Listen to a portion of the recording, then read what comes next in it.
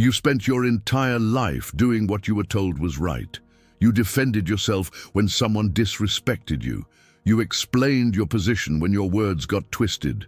You corrected the record when people lied about your character.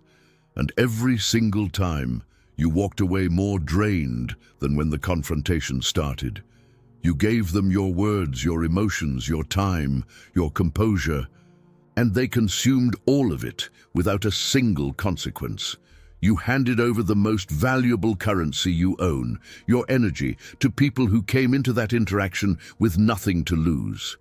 And here's the part nobody ever explained to you. That instinct to defend, to clarify, to correct, that's not strength, that's the leash. That is the exact mechanism emotionally careless people use to control emotionally intelligent ones. You were programmed to believe that silence in the face of disrespect is weakness. That walking away means you lost. That not responding means you accept what was said about you. And that programming is the most expensive lie you've ever believed because it has cost you your peace every single time. This video didn't find you by accident. You're here because you've hit the threshold where the old way of reacting has finally exhausted itself, and something in you knows there's a strategy you were never taught. Today, you learn it. Today, we decode what Niccolo Machiavelli understood about the architecture of power that modern emotional culture has deliberately erased. There is a method, a precise psychological framework, for rendering any provocation completely powerless. Not by confronting it, not by enduring it, but by becoming the void it cannot survive inside. By the end of this, you'll understand exactly how to become that void.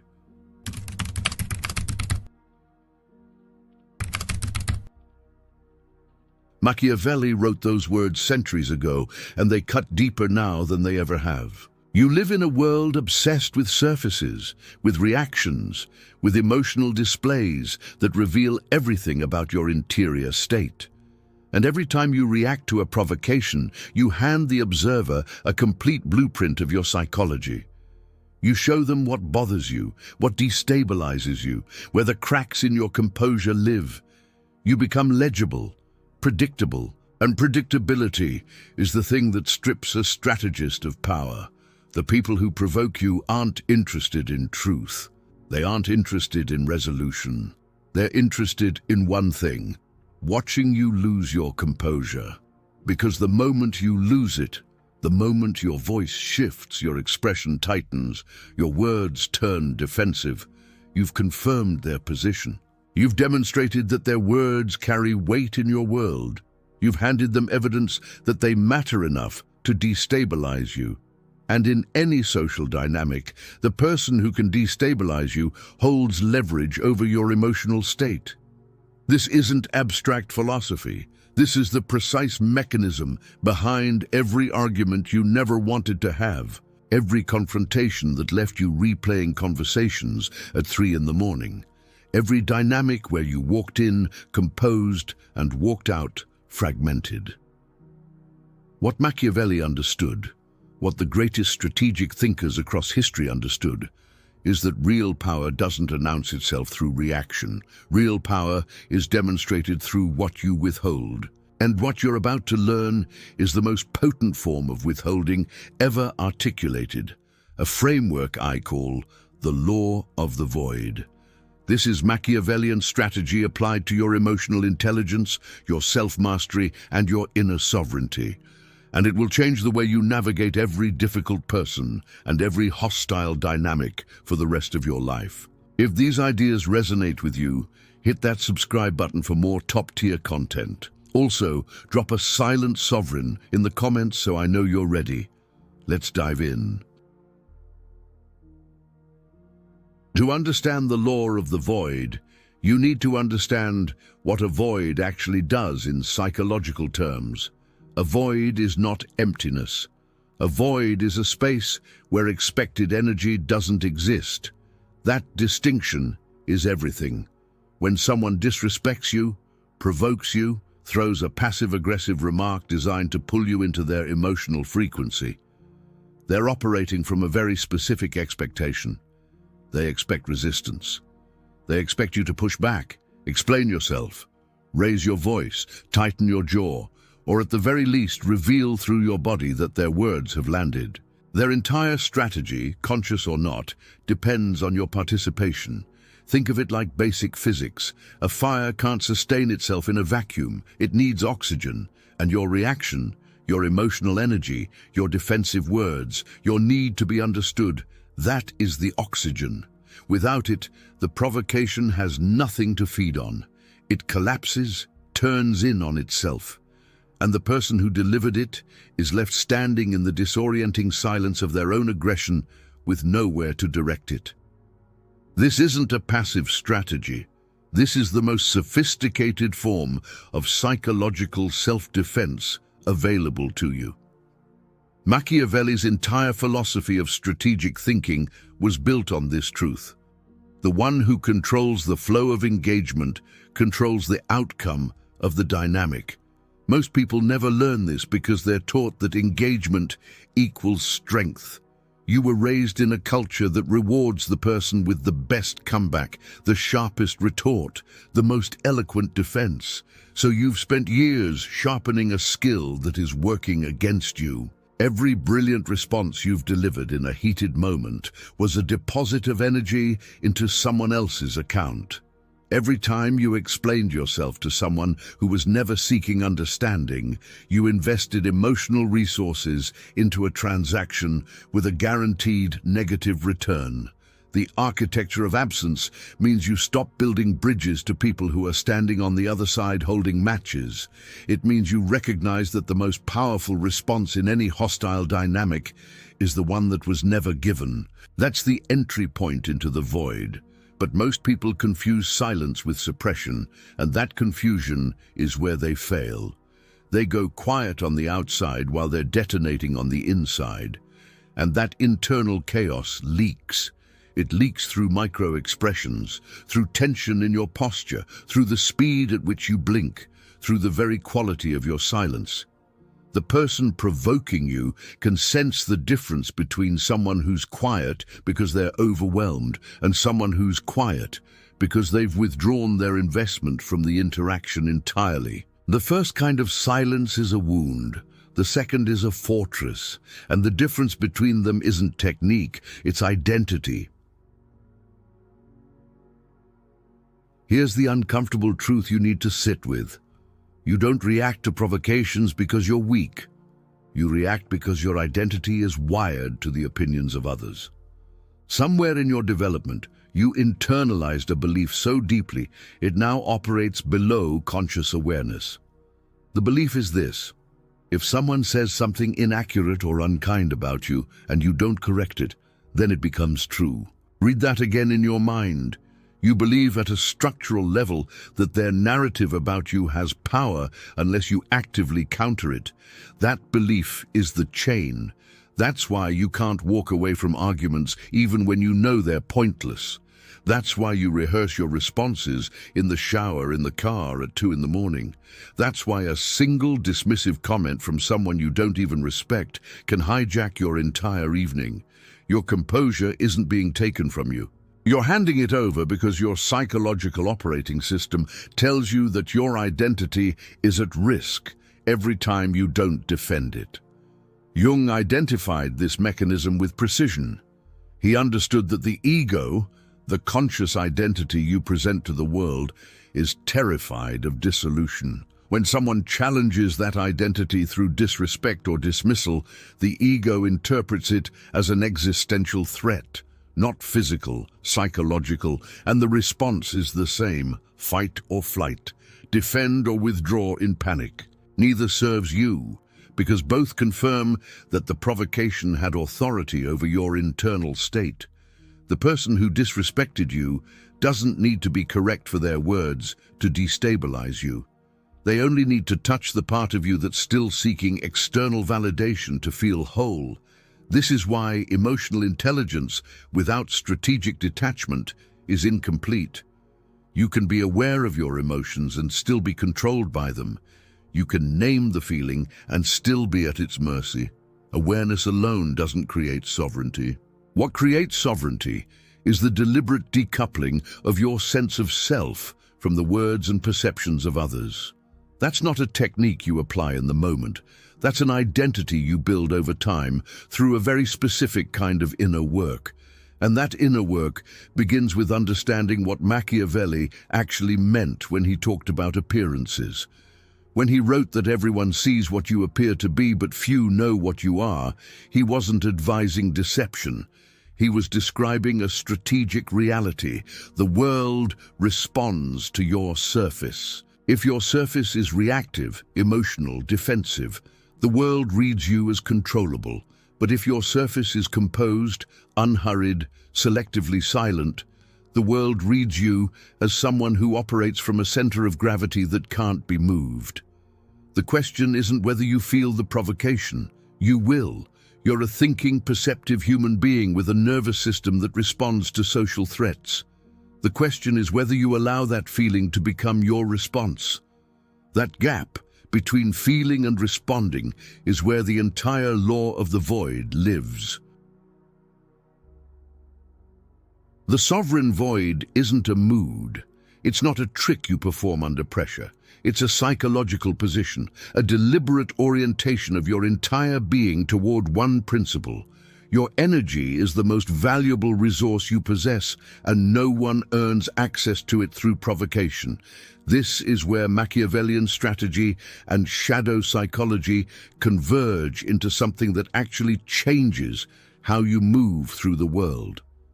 Because to become the void, you have to integrate the part of yourself you've been taught to reject. You've spent your life being told that coldness is cruelty, that detachment is a lack of empathy, that the ability to feel nothing in the face of someone's emotional aggression makes you a bad person. So you suppressed it. You buried the part of you that could walk away without guilt. You silenced the voice that said, "This person doesn't deserve my energy," and you replaced it with obligation, with over-explaining, with the exhausting performance of being endlessly available to people who've never once made themselves available to you. Jung called this suppressed capacity the shadow, not because it's evil, but because it's been pushed into darkness by a culture that profits from your compliance. Your shadow contains your capacity for firm boundaries. It contains your ability to withdraw without guilt. It contains the part of you that knows, with complete clarity, that you don't owe anyone an explanation for protecting your peace. The law of the void requires you to bring that shadow into the light, not to become cruel, not to become callous, but to become complete. Because the person who's integrated their capacity for detachment doesn't need to perform composure. They simply are composed. They don't need to suppress anger, because the provocation never reaches the depth where anger gets generated. It's intercepted at the surface by a psychological immune system that recognizes what the provocation actually is: someone else's chaos looking for a host. And you are no longer a viable host. When you operate from this position, something shifts in every social dynamic you enter. People sense it. They may not be able to name what they're sensing, but they feel the weight of your stillness. They feel the gravity of a person who's fully present but completely unreactive.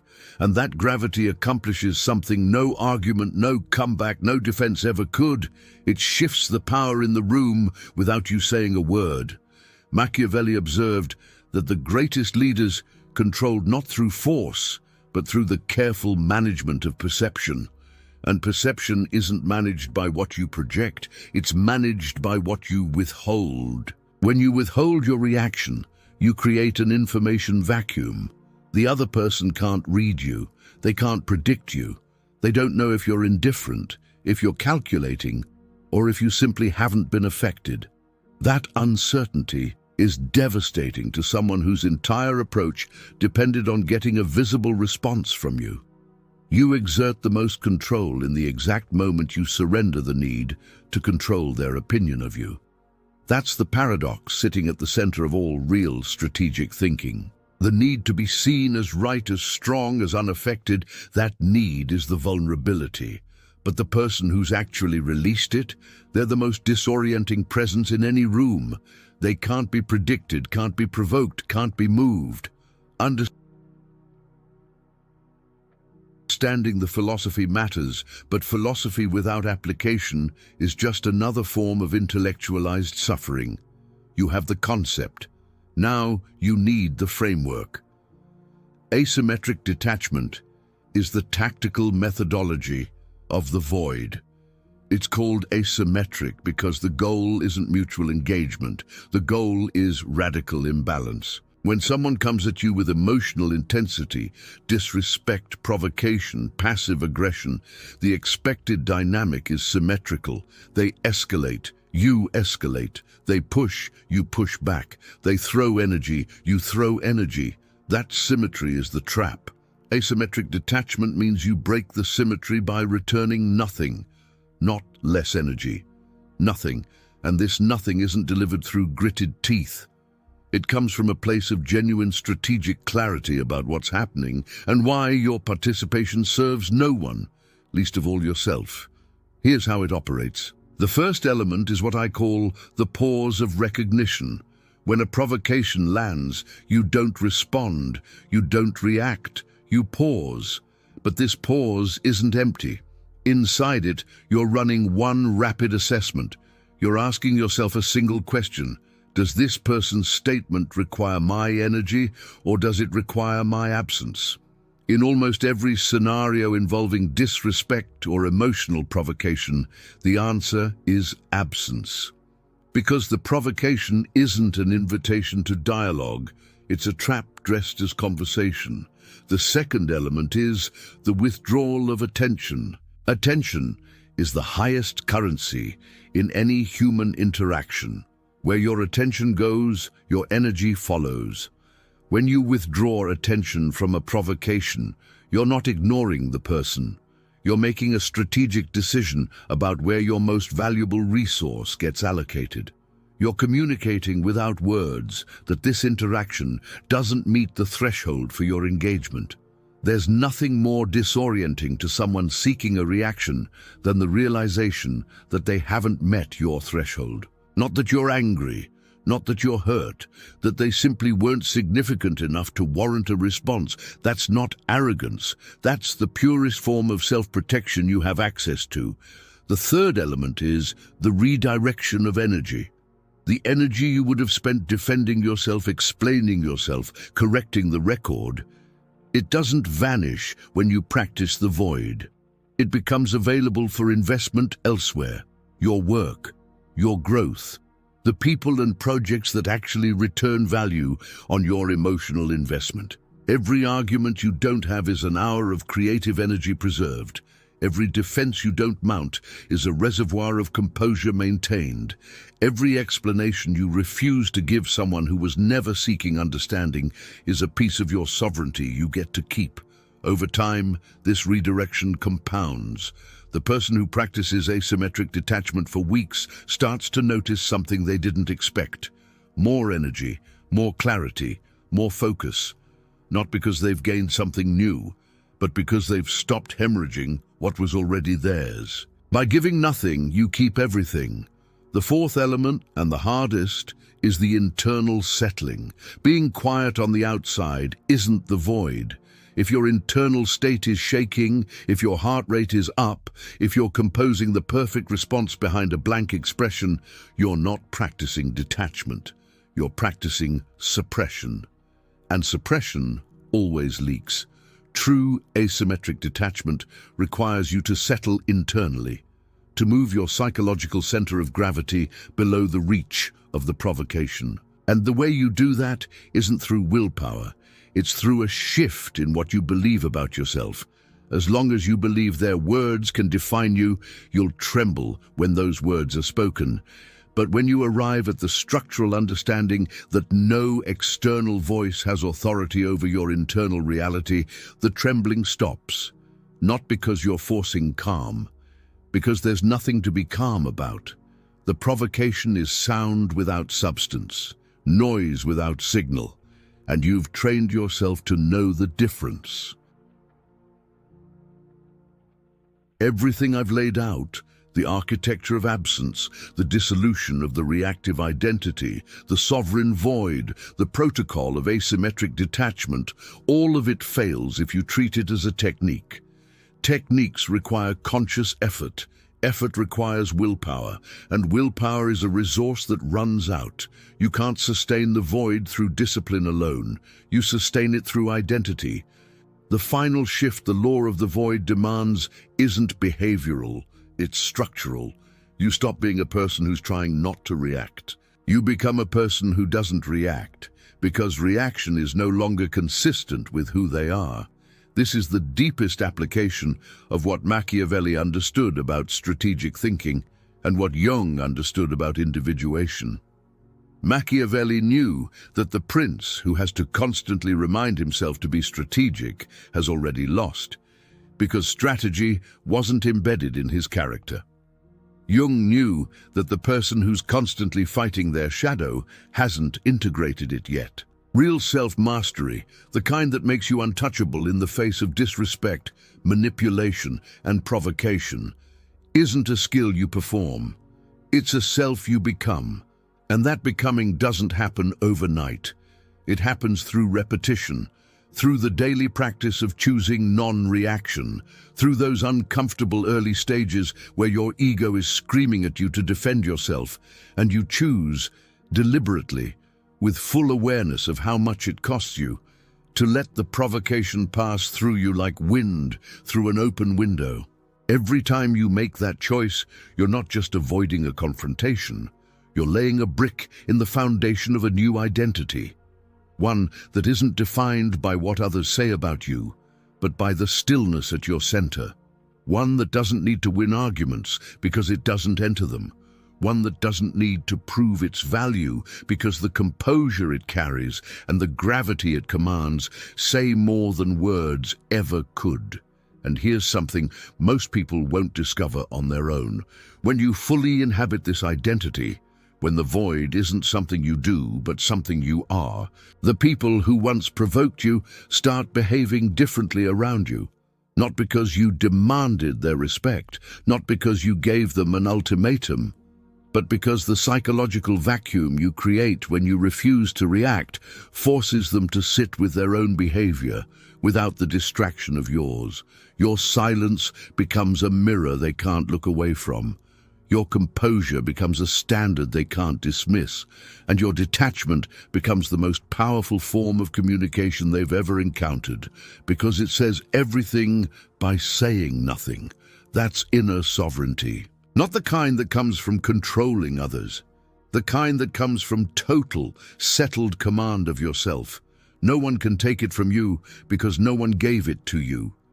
You built it, one unreacted provocation at a time. Now you have something most people search their whole lives for and never find. You have the framework. You understand that the void isn't emptiness, it's architecture. You understand that your silence isn't submission. It's the most sophisticated deployment of your emotional intelligence you'll ever make. You understand that all the energy you used to spend defending yourself against people who were never interested in understanding you is now yours to invest in the only life that matters. Yours. Machiavelli's hidden strategy was never about conquering others. It was about making yourself unconquerable, and that doesn't look like aggression or dominance or force. It looks like the quiet, immovable stillness of someone who's decided that their inner peace is not up for negotiation. That's the law of the void. It belongs to you now. If this reached something inside you, something you've known but never had the language for, drop a void activated in the comments. And if you're someone who spent too long giving your energy to people and situations that never gave anything back, subscribe. What we do here isn't surface-level motivation. It's the deep architecture of psychological sovereignty, strategic composure, and the kind of self-mastery that changes not just how you respond to the world, but how the world responds to you. And whatever you do, don't stop now. The on-screen video matters more than you think. It goes deeper into a dimension of this strategy that changes everything once you see it. You don't want to miss it. I'll see you there. See what others miss. Know what others fear. Become who others can't.